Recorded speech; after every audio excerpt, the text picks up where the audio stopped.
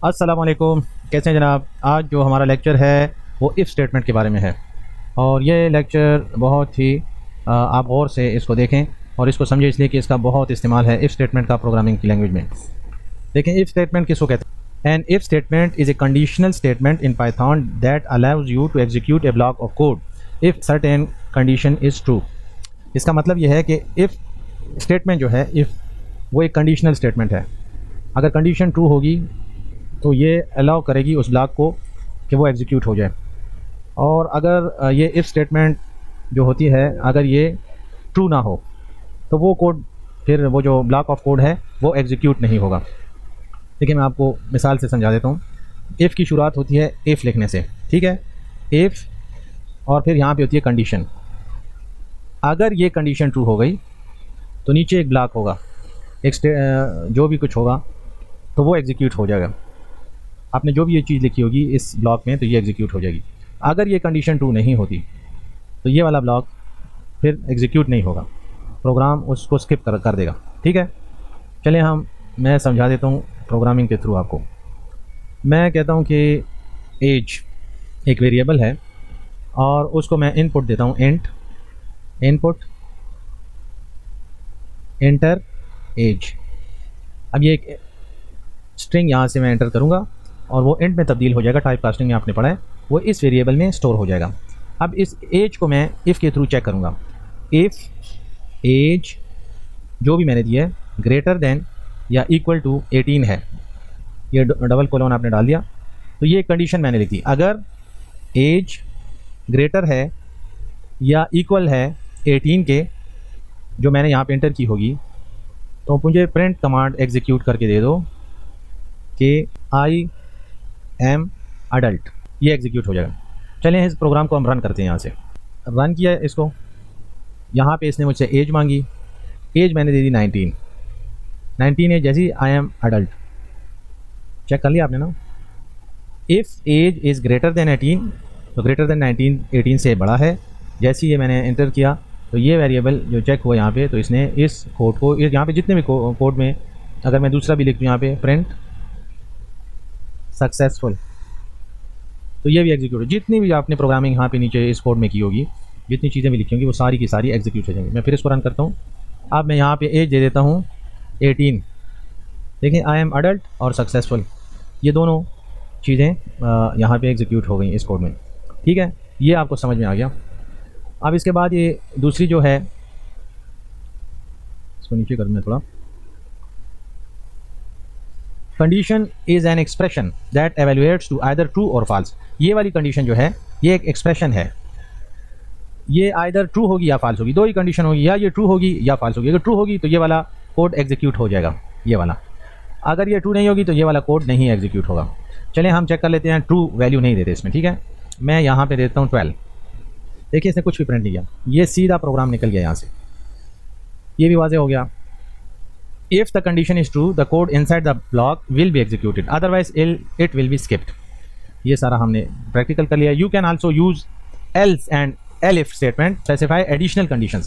मतलब ये है कि यहाँ पे अगर ये ट्रू नहीं हुआ तो ये दूसरा elif या else की कंडीशन को वो चेक करेगा। चलें मिसाल से समझ लेते हैं। इस सारे को मैं डिलीट कर देता हूँ, ठीक है। मैं यहाँ पे डाल देता हूँ else की कंडीशन। अगर ये ट्रू नहीं हुआ तो मुझे प्रिंट करके दे दें यू आर नॉट अडल्ट। अब मैं इसको रन करता हूँ इस प्रोग्राम को।